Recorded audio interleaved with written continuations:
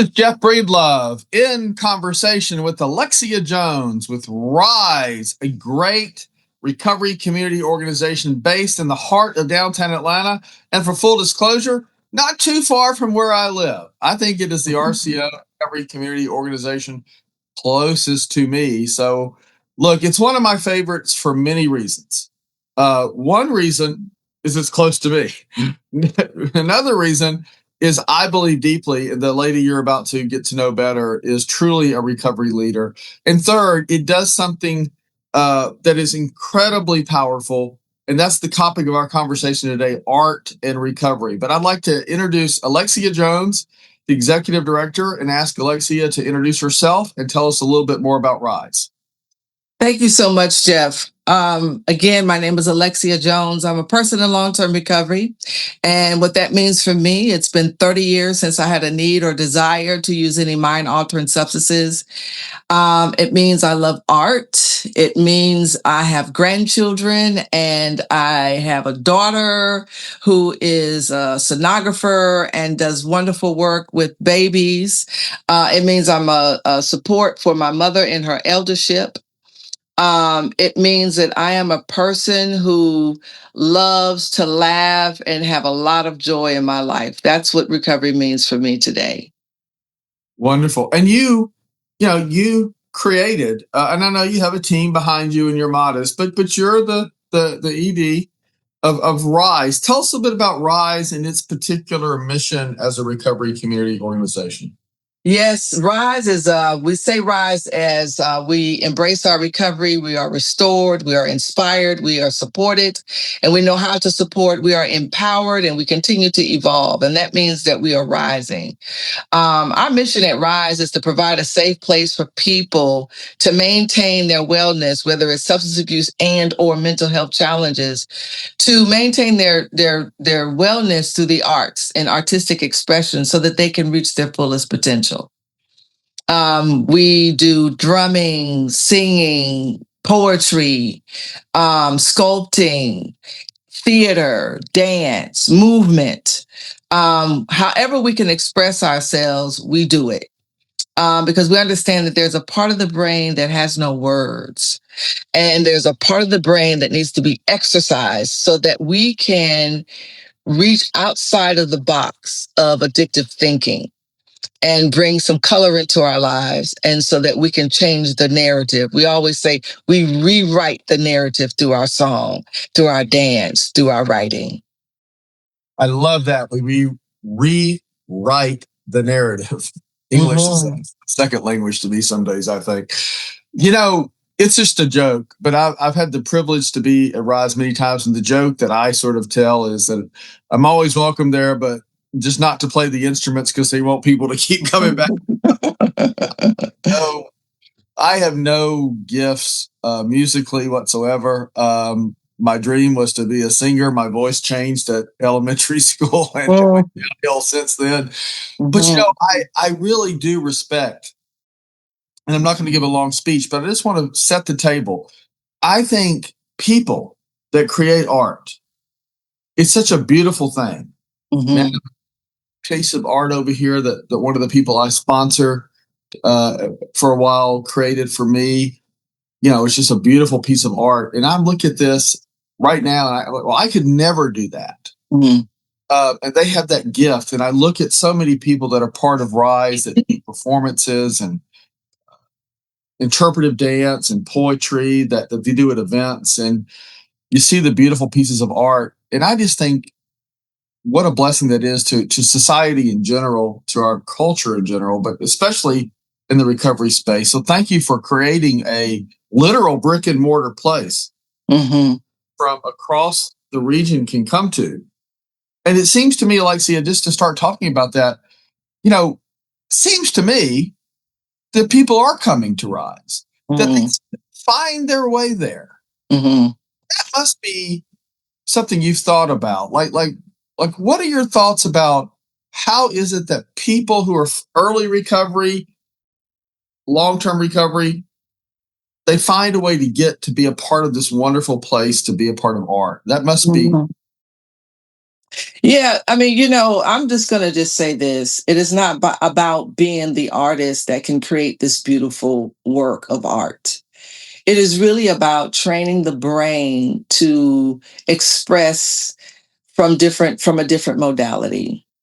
Some of the pieces that come up for folks that they share, even within a meeting, is never presented as a piece of art to folks because it is so sacred. And so, what we invite people to do is to find sound, color, song, to express how they feel, because we all know that across the board, the bottom line is we all have one thing in common, and it answers the question, what happened? And so sometimes there's no words to wrap around what happened. If a person comes in and they cannot say what happened, but they do stick figures and they give you 4 blocks, this happened, stick figures, this happened, stick figures, and they tell the story that way, then they have not had to be forced to talk about it, but to express themselves even through the stick figures. It is about getting it out. We all know that the body keeps the score. But the hard part is getting it out of the bones, getting it out of the heart, whatever that looks like. And creativity is an avenue, is a pathway for people to be able to lay their cards on the table. And there is no judgment, there is no good art, there is no bad art. It is just creativity, thinking outside the box to express ourselves.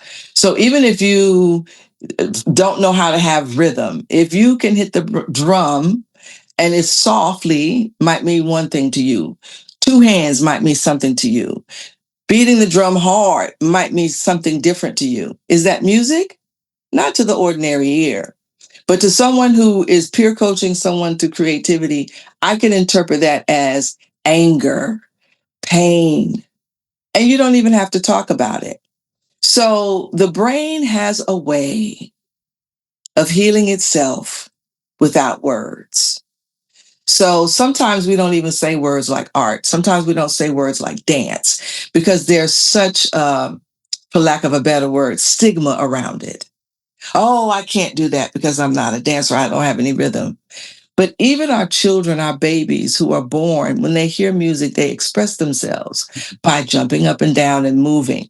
And somehow through our trauma, our addictive years, we lose that childlike play.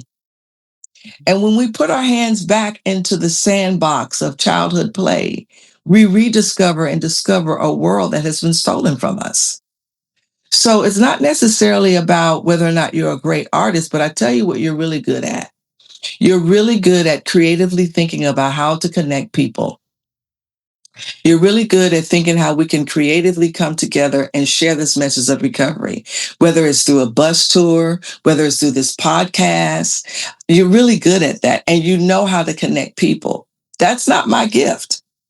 But I think sometimes we put art in a box and we don't give ourselves the credit of being able to be creative and creating community. And that's what you're really good at. Well, no, thank you. And that's what's so powerful is that I just sat there and learned how really powerful art really is. I mean, it truly is something that we learn to love from childhood. Like you Mm-hmm. said, just enjoying music as a child or an adult. Uh, Mm-hmm. so buying tickets to your favorite play or concert or going to a museum. And it really is powerful. But what you really made me think about was the side. You don't have to necessarily talk to communicate. You Right. can you can just embrace Mm-hmm. the tools around art without ever saying the word dance or music or whatever the Mm-hmm. word.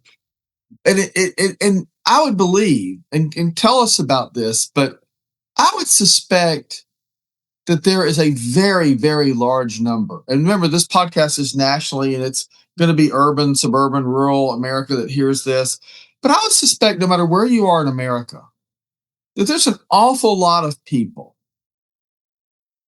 And I'll use layman's art words for a minute.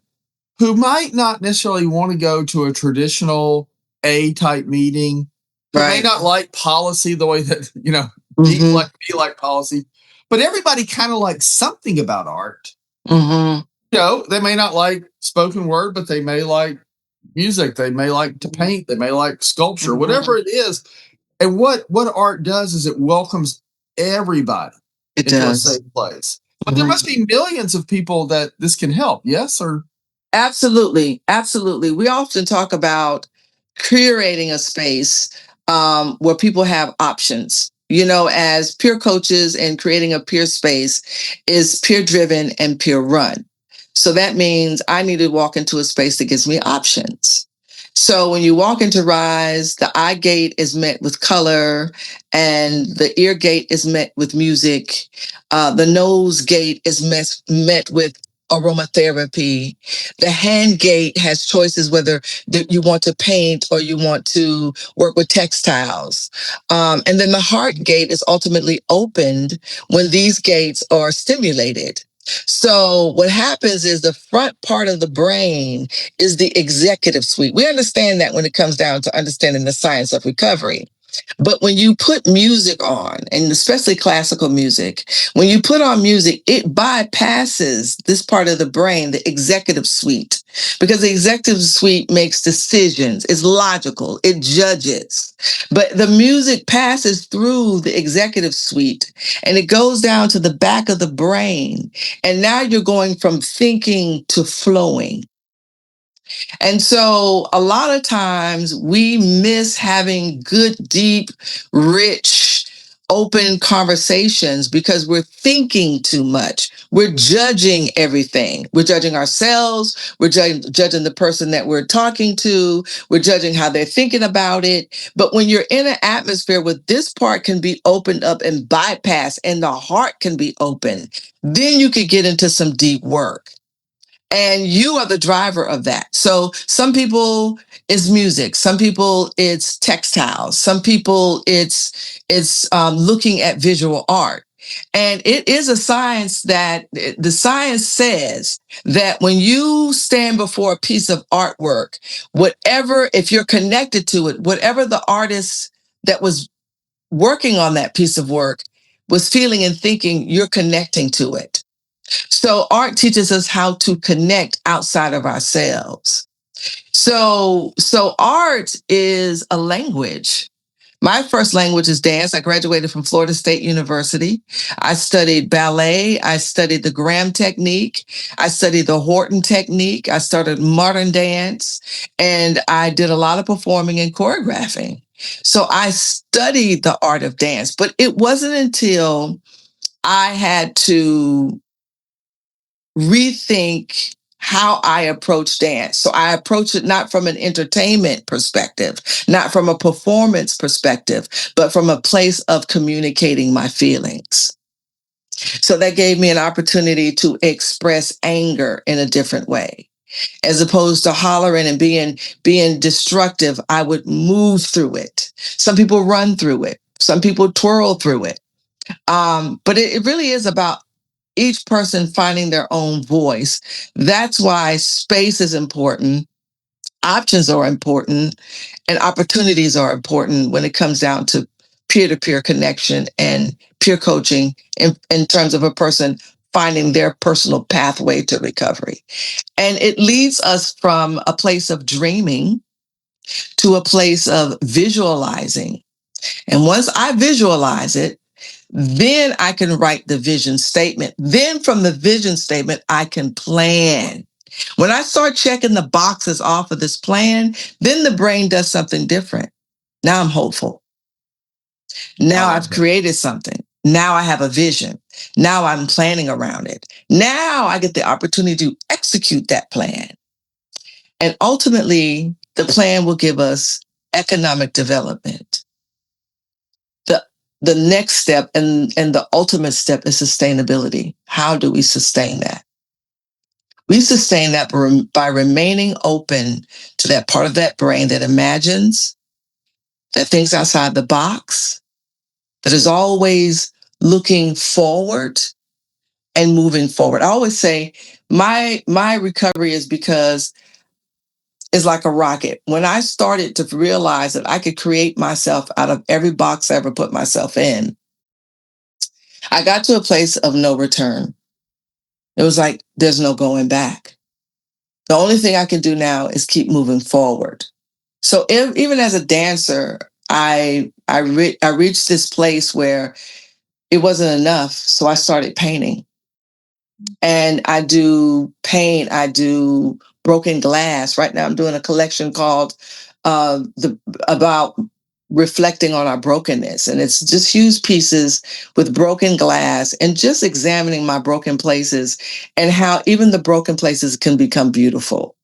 So I'm just reintroducing myself to myself in my broken places and creating around it. And as a result, inviting other people to visit their broken places.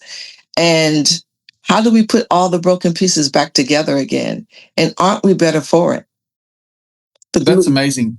That's absolutely amazing. And we're going to have you on with Coach Cochran and myself on one of our longer podcasts where we go deeper, because there's so much here to explore deeper. There's 3 points I want to try to ask you about in the time we have left. And, I want to preface this first question by saying, policy is my thing. And I mean, I can talk about policy all day long. C-SPAN is on for fun in the background, right? But what I've learned in the past, I've been in recovery for 9 years, and I've been in the recovery space for 7 years.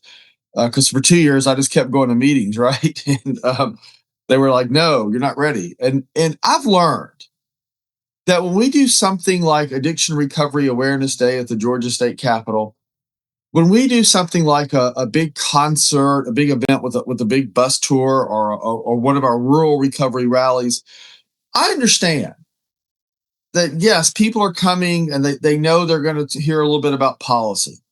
But I've learned that what people really love is to hear, see, feel, experience whatever type of art's being presented. And I mean, it's everything from spoken word to music to dance to different types of dance, And I want you to tell us a little bit about when we're at an event in the community, whether it's specifically in the recovery community or the general public.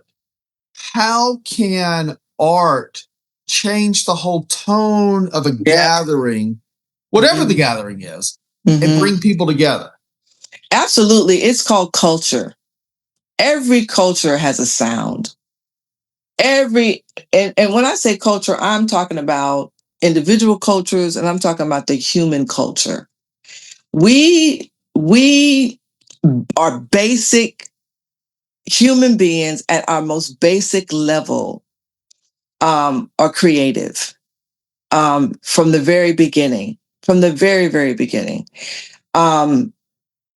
I think that's where community begins. And the sharing, the authentic sharing, the giving, the taking, the vulnerability, the connection that it takes to be able to be free. That's why we say art plus recovery equals freedom. And so creativity pushes back the boundaries, tears down the walls that people may have, about their own insecurities, and gives people an opportunity to be free, whether it's singing the song. And then again, if it's music playing, the brain is going to react to it differently. The visual art is not going to talk back to me, but it's going to evoke and stimulate and inspire me. And we've come from a dark place. Inspiration is what we need. A lot of times people will say, I used to wear dark clothes all the time because I was in a dark place. But then when I came into recovery, I started thinking about color. I started enjoying being out in the sun. And so I think as pure human beings, creativity has been given to us, so that we can communicate from a real place. And we don't have to it causes us to be brave and allows us to be vulnerable. And it creates community. If you have a baby in the room everybody is going to start making faces and not, because that baby is so free. And so sometimes I feel like life separates us from our youthfulness. And I think art and creativity and music creates community around vulnerability and brings us back to a grounded place of humanity. And so it's everyone's birthright. It is our birthright to be creative. I remember you've talked to us about in the peer community about policy and advocacy, and that's the left side of my brain, and I just struggle with that, right?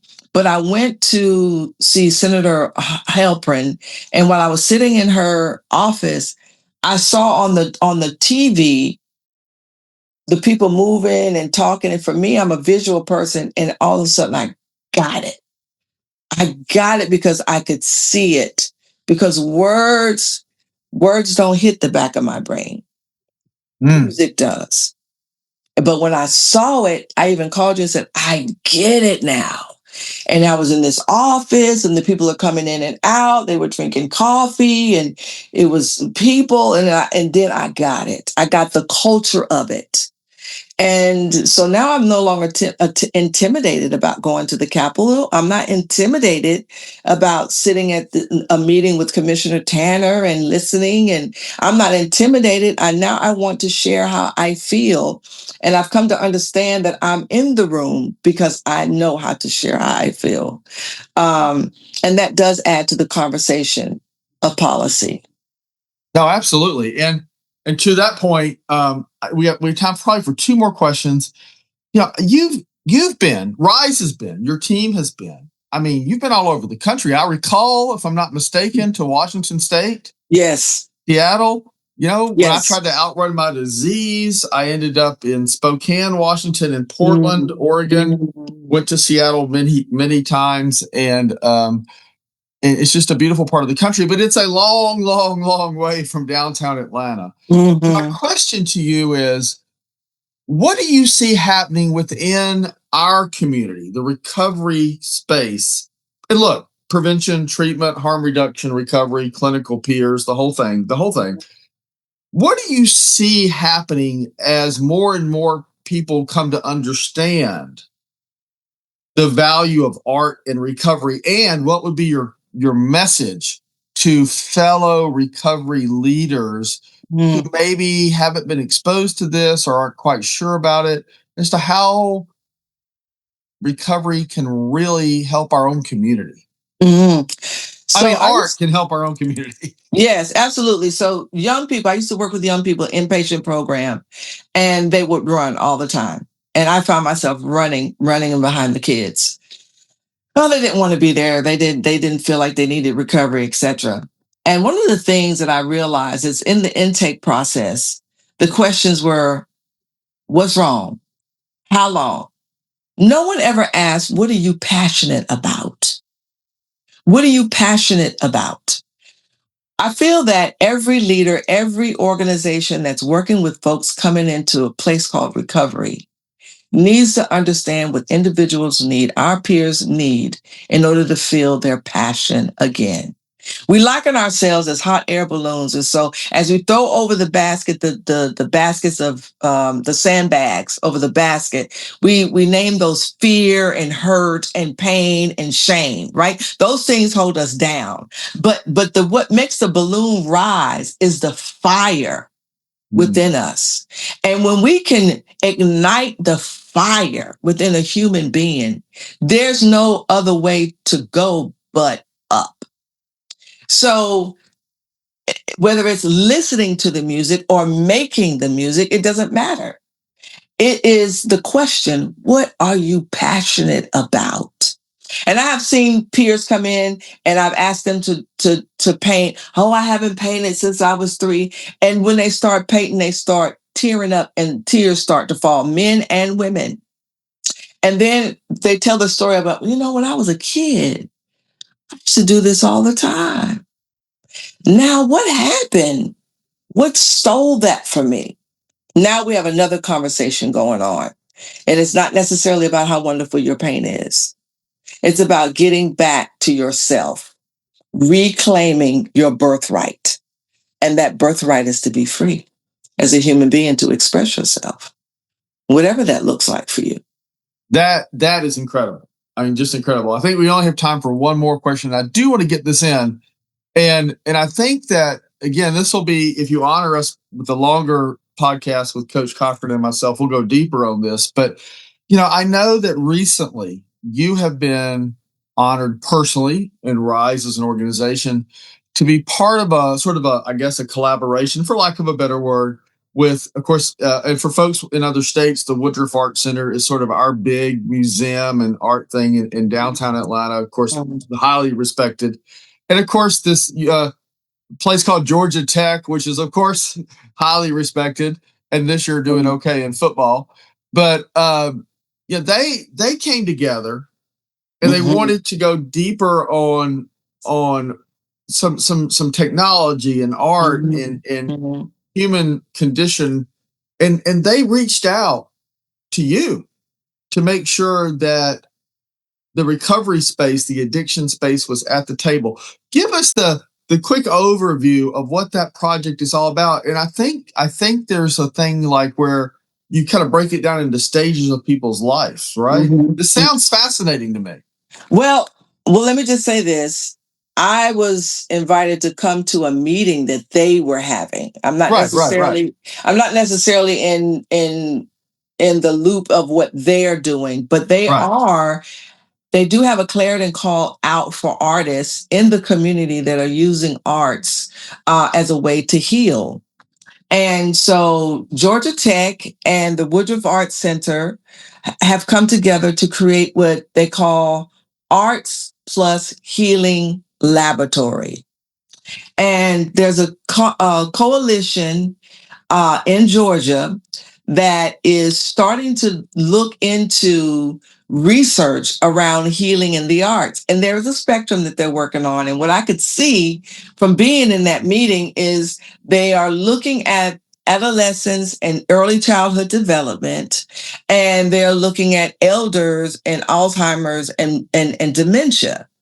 What I did not hear in this particular meeting was about substance abuse and mental health.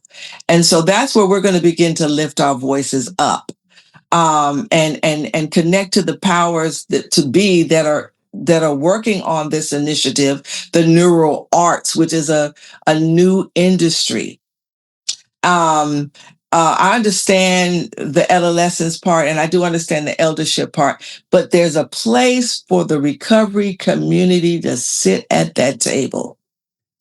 And I don't know what it's going to look like. Again, I'm not, I was invited to come to the symposium, and was blown away by the woman that wrote the book. Her name is Susan. I don't know her last name, but Brain on Art, and how much we have already done that work.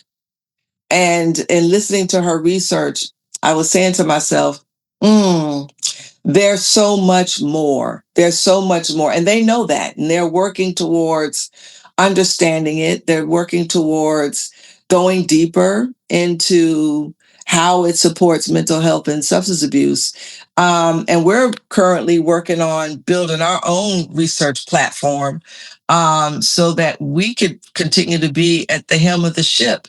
And piggyback on some of the work that George Brockwood did with the science of art, the science of addiction and recovery. But there's a science around art and recovery. There's a science around how we are actually maintaining our wellness through the arts. And that's what we want to share with Georgia Tech and the Arts Plus Healing Laboratory.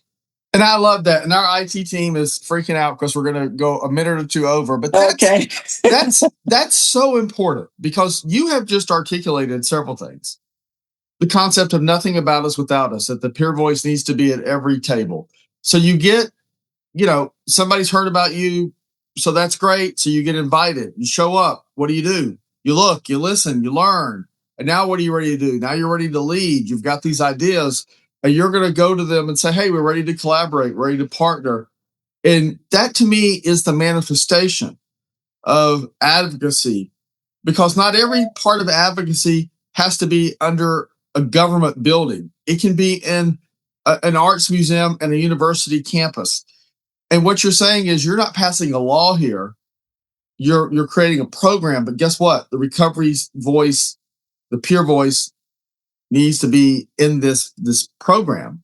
And that's amazing, because had you not been what you had been doing, you wouldn't have been invited. And then when you get invited, you're ready to say, hey, look, this is all great and everything, but what about us?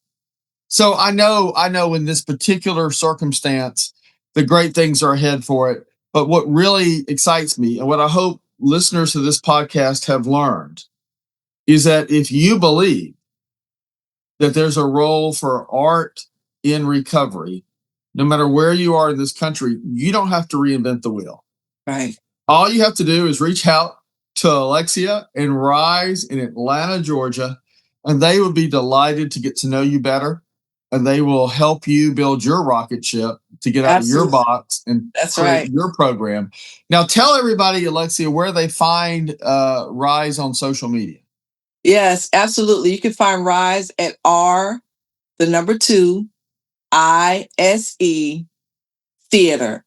And we spell it RE, Rise Theater. Or you could just put in R2ISE and it will come up for you. And reach out. She's got a great team, Miriam and others, and they will get you in touch, because we should bring art to every recovery space in every community across America. Alexia, I want to thank you for your leadership personally as a human being. I want to thank Rise for their leadership as an organization. Thank you. And I want to thank you for teaching us all that art can change everything and unite everything for the better. And Alexia, you know what we always say: recovery is real.